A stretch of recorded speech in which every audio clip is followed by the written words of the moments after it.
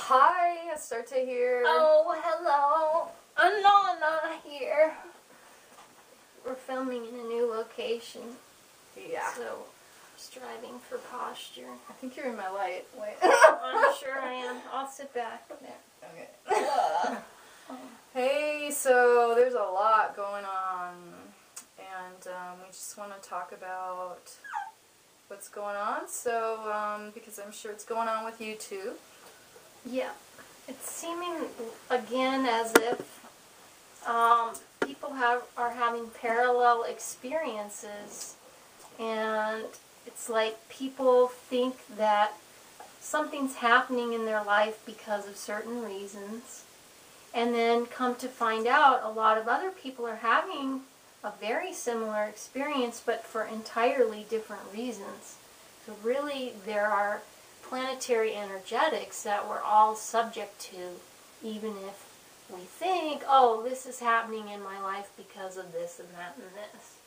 Like trying to figure out why you had a headache when you woke up, and then you call your friends, and like 2-3 people had headaches too when they woke up that morning.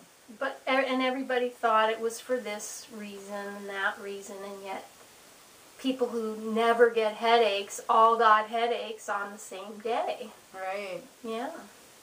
And also, dizziness is coming back again. A lot of dizziness. Woohoo! Love to be dizzy. Yeah, I felt like I had too much wine yesterday all day. Yeah. And I, No, that's so true, because I haven't really felt that way today, but yesterday I had several sort of dramatic episodes. And I've been having weird stuff with my depth perception, I guess, with my vision. Yeah. Like, I'll just be gazing at something, and all of a sudden something that's way far away will look like it's up close, and the thing behind it looks like it's, I don't know, they're switching places. Yeah. I know, I thought that was because I was getting older, like a few years ago. And it was only like when I was driving at night. You know, like I couldn't tell how far the headlights were away from me. But now it's during the day. It could be any time. And I think it's a really powerful practice. I found this for me. I suggest trying it, to not try to explain to yourself why everything's happening, like, oh, that's happening because I'm getting older, you know, or maybe I need glasses, or that's happening because I haven't had enough, you know, just the explanations are very limiting, and we can just try to quiet the mind and say, well, you know, maybe I don't know why this is happening, and maybe it's okay to not know. Well, you're putting judgments on it by doing that. And thinking stuff's wrong with you, and maybe it's not. When it's just perfectly divine, the way it is happening. I love having depth perception all screwed up. It's like my world just gets a little more psychedelic all the time. And don't you love things disappearing and reappearing? Or disappearing for good? I don't know if I love that, but yeah, I mean, you just let it be, I guess. Well, it teaches you to let go. Yeah. On even deeper levels. Yeah. It's true. Yeah. Yeah, it's true. Have you found that you lose items and then they appear in places you know you looked for those items? Well, this has been going on for a long time. Yeah, but, I mean, it's dimensional shift. Have we talked about our theory on that one? Probably. Yeah, we have. But we've done a lot of shows. Yeah. Well, here's an interesting thing that I heard. David Sereda. Love David Sereda. Check him out. Sereda. And he's a fox. He's married, though. So, he's nice to look at. Yeah. But he was saying how physicists at Stanford, I believe it was, have now, like, verified. They have amazing scientific tools now. Have verified that they used to think there were 3 universes on top of an existing, like, right where we are, but that are actually separate universes, all within the same physical space. But now the physicists have proved there are countless universes, they're calling it, right on top of our own universe, or dimensions that are existing right alongside of us. And well, which we've known. Right, but isn't it cool that physicists are proving it, so it's not just like Astarte and Inanna said so, you know, like... It's so cute, these scientists, physicists guys, you know, I know. Yeah. But they're hot. And, yeah, and they just put that scientific twist on the stuff, and for people that really need that for confirmation. And isn't it confirmation for you, too? I love hearing stuff like that. Yeah, I don't feel like I need it, but there's something just cute about it. I don't know. I love it. And I heard, David Sereda said so many interesting things in that YouTube video I was watching along those lines, like cool things that I wasn't aware of that science is now proving, and he really brought together some really far out spiritual stuff with some really like hardcore scientific stuff in a way that you could like listen to it. Like if stuff gets overly technical, it's hard for me to listen to. But he has a way of communicating it that's like easy to listen to and easy to follow.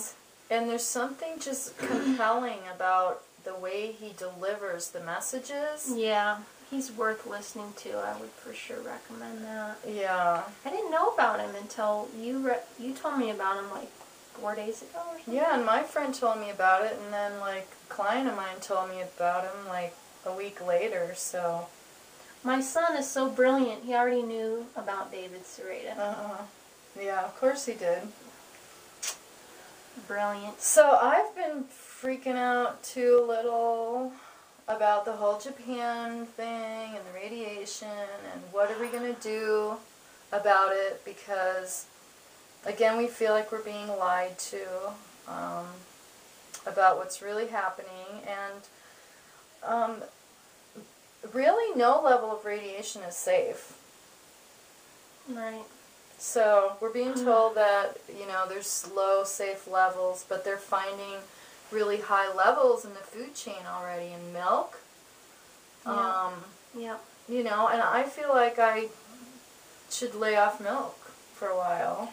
Well, what they were cheese. saying too about finding it in milk is so indicative of the whole situation, because it gets in the milk by eating the grass, breathing the air, the animal drinks the water, and that's how it gets in the milk. So and it did not take long. It's probably as much radiation as we have. Yeah. And no, it did not take long. No. And so I'm thinking maybe eating hydroponically grown, you know, vegetables. I cannot worry. You do that, we'll have an experiment. I cannot worry about it. I'm going to take a little kelp, a little iodine supplementation. Well, and we both made our own vitamins at the same time with, we found out we were doing that together, where you buy those capsules and you put your own stuff in them. Oh, that is so fun. Everybody should really do that. It's empowering, isn't it? Yeah, and it was a fun project, a homeschooling project for me and my son. Cool. Yeah, you buy this little tray at Vitamin Cottage, and then you put the empty caps in. Store, it doesn't take very long. Yeah. Yeah, and then it's like easy and so much cheaper than buying the pre-made capsules. So I did kelp. So did I. And cinnamon. Different capsules. Oh, okay. And I'm taking, like, sea minerals, which I always take anyway, but I'm trying to up it a little bit, because it has, like, iodine in the seawater. The Utah sea minerals, you can get those at the health food store, too. Yeah, well, we're doing kelp and turmeric. Turmeric sounds awesome. Cilantro. In one capsule? We're putting a little bit. Rosemary. Maca, which is some superfood from South America, and I don't know that much about it, but Spirit's been bringing it to me and letting me know that I need to take it. So I'm taking that, and I'm also sprinkling all this stuff on my salads in addition to taking it. Yeah, I'm doing umeboshi plum too on my food and my rice. Oh, nice. On my vegetables. Mm-hmm. And I bought umeboshi plum and I got my capsules vitamin too. C. So just take care of yourself, and we're going to get the radiation that we're going to get. You can test your thyroid, because I know that's the first thing you kind of worry about. But if you want to find out if your thyroid is functioning properly, you go to the drugstore and get a little bottle of the tincture of iodine. Yeah. I know my mom used to use that when I was a kid, put it on my cuts, and it burned like hell, and you'd be blowing on it. The iodine doesn't burn. If you have a cut, it does. Oh. It's salt. Oh. You put salt in a cut? Yeah. It hurts. And you just take it and you paint like a 3-inch square. You can put it on your forearm, or you can put it on your abdomen area. And be careful because it stains your clothes. But you can. It sure does. Yeah. That I know about iodine. And see how long it takes till it disappears. It should stay for at least 8 hours. If it doesn't, you're deficient in iodine. Really? Mm-hmm.